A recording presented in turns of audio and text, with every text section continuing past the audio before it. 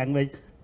But I just wanted to understand, Pawan Kalyan in fact specifically names BRS. He says that BRS has changed its name from TRS.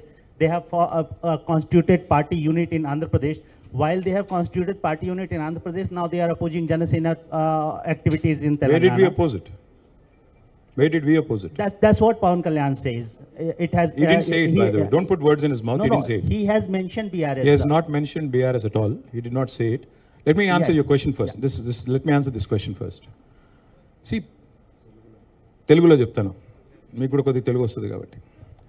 See, ఈ దేశంలో ఏ నాయకుడైనా ఏ నాయకురాలైనా ఒక party పెట్టవచ్చు. Party పెట్టి ఎక్కడైనా పోటీ చేయవచ్చు. ఏ ప్రాంతంలో అయినా ఏ రాష్ట్రంలో అయినా నిరభ్యంతరంగా పోటీ చేయొచ్చు. ప్రజాస్వామ్య భారతదేశంలో అది అందరికీ ఉన్న హక్కు, రాజ్యాంగం ఇచ్చిన హక్కు, బాబాసాహెబ్ అంబేద్కర్ ఇచ్చిన హక్కు, అందులో ఏం అనుమానం అక్కర్లేదు.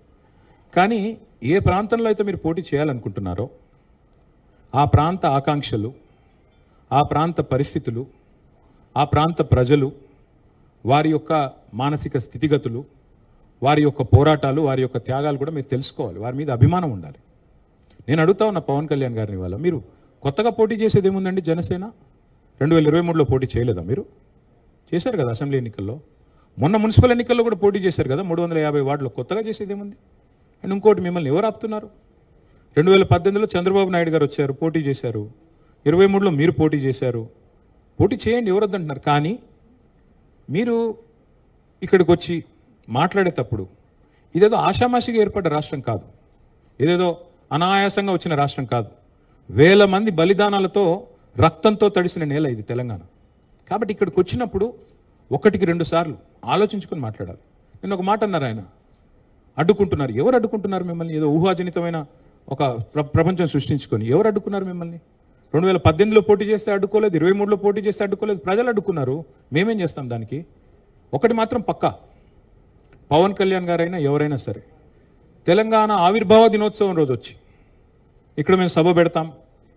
అది కూడా గతంలో నేను తెలంగాణ ఏర్పడ్డప్పుడు నాకు ఆ విభజించిన పద్ధతి నచ్చలేదు. ఒక ఆయన అంటాడు తల్లిని చంపి బిడ్డను బతికించారంటాడు, ఇంకొక ఆయన విభజించిన పద్ధతి నచ్చలేదంటాడు. ఇవన్నీ ఏంటంటే తెలుగు హైదరాబాదీ అల్ఫాజ్ మే బోల్నా హై తో గుమా ఫిరాకి బోల్నా బోల్తే ఇస్కో. నాకు ఇష్టం లేదు తెలంగాణ ఏర్పడని సీదా సీదా చెప్పక ఉల్టా పుల్టా మాటలు ఎందుకు? ఇది బాగలేదు, అది బాగలేదు.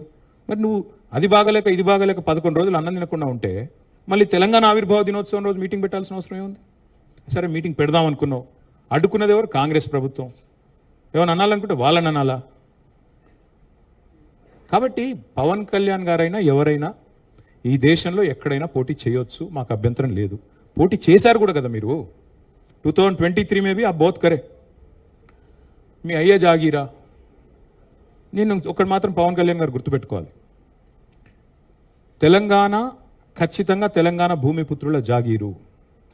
తెలంగాణ భూమిపుత్రుల జాగీరే తెలంగాణ. ఇందులో ఎవరికి అనుమానం కూడా అక్కర్లేదు. 100%. ఈ నేల కోసం కష్టపడ్డ వాళ్ళు, ఈ నేల కోసం పోరాటాలు చేసిన వాళ్ళు, ఈ నేల కోసం త్యాగాలు చేసిన వాళ్ళు, నెత్తురుతో తడిచిన నేల ఇది. ముమ్మాటికి తెలంగాణ ఈ భూమిపుత్రులు, ఇక్కడున్న 4 కోట్ల మంది జాగీర్ ఇది. కానీ మీరు రండి, ఇక్కడే ఉండండి, మీ కుటుంబాలు ఇక్కడే ఉన్నాయి, మీ వ్యాపారాలు ఇక్కడ ఉండండి, ఎవరొద్దన్నారు? 10-12 ఏళ్లలో ఎక్కడైనా చిన్న సమస్య వచ్చిందండి? నేను అడుగుతా ఉన్నా, మా దృక్పథం ఎట్లాంటిది అంటే, వైజాగ్ స్టీల్ ప్లాంట్ను ప్రైవేటీకరిస్తున్నారు మోడీ ప్రభుత్వం అంటే మేము మద్దతు పలికాం. తప్పు ఇది మీరు చేస్తుంది, పబ్లిక్ సెక్టర్ అండర్టేకింగ్స్ని కాపాడాలని రిక్వెస్ట్ చేశాం. That is our philosophy. ప్రాంతాలుగా విడిపోయినా ప్రజలుగా కలిసి ఉండాలని కోరుకున్నాం. కానీ నిన్న పవన్ కళ్యాణ్ గారు ఇంకొక 2 మాటలు మాట్లాడారు. ప్రాంతీయవాదం అన్నారు. ప్రాంతీయవాదం ఉగ్రవాదం కంటే ప్రమాదం ఏదో అన్నాడు ఆయన. నేను వారికి గుర్తు చేస్తా ఉన్న, ప్రాంతీయవాదం అంటే మరి పొట్టి శ్రీరాములు గారు 58 రోజుల పాటు ఆత్మ బలిదానం చేసుకున్నారే, పోరాటం చేసి మద్రాస్ ప్రెసిడెన్సీ నుంచి వేర్పడి తెలుగు రాష్ట్రం కావాలి, లింగ్విస్టిక్ బేసిస్గా రాష్ట్రాలు ఏర్పడాలి అనే ఒక ఆకాంక్షతో వారు ఏదైతే పోరాటం చేశారో, లింగ్విస్టిక్ బేసిస్కి వారికి సంబంధం లేదు. మద్రాస్ నుంచి ఆంధ్ర రాష్ట్రం వేరుపడాలని పొట్టి శ్రీరాములు గారు 58 రోజులు నిరాహార దీక్ష చేశారు. అది కూడా ప్రాంతీయవాదం అంటారా?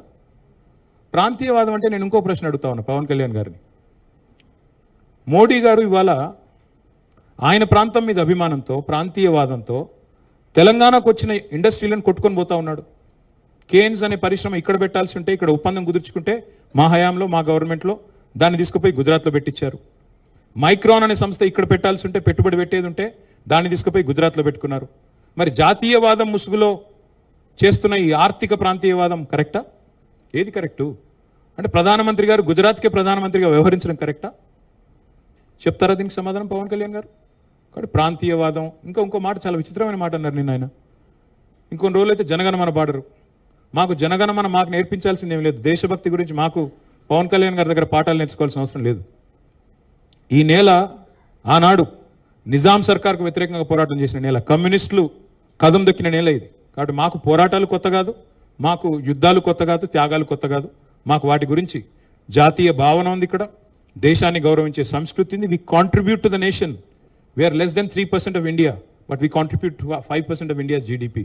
So we don't need any kind of moral lectures are moral policing from. వారు ఆంధ్రప్రదేశ్ ఉప ముఖ్యమంత్రిగా వారిని గౌరవిస్తాం. వారిని ఆంధ్రప్రదేశ్ ఉప ముఖ్యమంత్రిగా డెఫినెట్ గౌరవిస్తాం. ఒక కళాకారుడిగా, ఒక నటుడిగా అభిమానిస్తాం.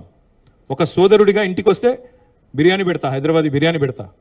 కానీ వచ్చి మా సెక్రటేరియట్లో కూర్చొని పెత్తనం చేస్తాము మా రాజకీయాల్లో. మరి ఇంకా మొన్ననే కదా వేరుపడ్డది, ఇంత కష్టపడి 60 ఏళ్ళు పోరాటం చేసి మొన్న వేరుపడ్డాం 2014లో. మొన్న చంద్రబాబు నాయుడు గారు రానే వచ్చే 2018లో, మళ్ళీ ఇప్పుడు మీరు కూడా వస్తారు 2023లో. That's all I'm saying. And last word I will like to say on this. Pavan Kalyan గారిది మధ్యన ఓజీ అని సినిమా వచ్చింది. I would like to remind my brother Pavan Kalyan, we have a Telangana OG KCR. ఇక్కడ మా కేసీఆర్ గారు ఉన్నారు, ఆయన చాలు మాకు. He will take care of us, he will take care of the state and our issues. A supplementary. Yeah, I can Ratna, ask about- please. Sir, if I can take a भाई.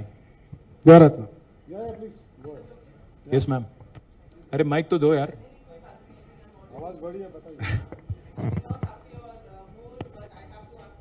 नहीं please बोलिए. You almost said the Ramayana and Ram and Sita, but the charge from BRS, from the Congress is that the BRS has left the state high and dry completely, that they have to pay 95,000 crores. I'm saying this question to your answer, to your statement yesterday saying that the Congress has undone what BRS has done. And another question is, Kishan Reddy made an allegation saying that the BRS fooled the people by promising Bangaru Telangana, but all they did was a Bangaru family.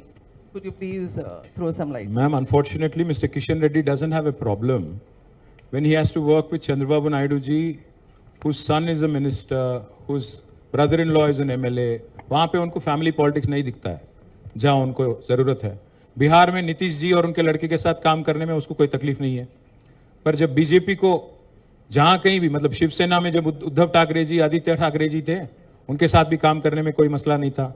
जब उनको जो लोग उनके खिलाफ हैं, जो लोग उनसे लड़ते हैं, उनसे भेदभाव रखते हैं आइडियोलॉजिकली, उनकी जब बात आती है तो किशन रेड्डी जी काफ़ी कुछ बोलते हैं. सो मैं उनके बारे में ज़्यादा नहीं बोलूँगा. पर एक चीज़ ज़रूर कहूँगा जो आपने पूछा, that we left the state high and dry. I will leave this with our press club friends. ఇది కాగ్ లెక్క, కాగ్ రిపోర్ట్ ఇది, కాగ్ లెక్క. ప్రతి నెల మిత్తి ఎంత కడుతున్నది మన తెలంగాణ ప్రభుత్వం? ఇది 2025-26 ఈ ఫైనాన్షియల్ ఇయర్కి సంబంధించిన లెక్క. ఏప్రిల్లో కట్టింది 2260 crores, 2260 కోట్లు. జూన్లో కట్టింది, నేను చెప్పేది 25 ఏప్రిల్ లాస్ట్ ఇయర్. తర్వాత మే 2025 1905 crores, 1905 కోట్ల 60 లక్షలు. జూన్లో 2600 కోట్లు, జూలైలో 2582 కోట్లు, ఆగస్ట్ 2025లో 2091 కోట్లు, ఒక సెప్టెంబర్లో 2923 కోట్లు, అక్టోబర్లో 2159 కోట్లు. ఈ లెక్కన మొత్తం प्रोग्रेसिवली अगर आप देखेंगे मार्च के हद तक, इस साल मार्च के हद तक, अगर पिछले अप्रैल से अभी तक देखेंगे, कुल मिला के 29,679 करोड़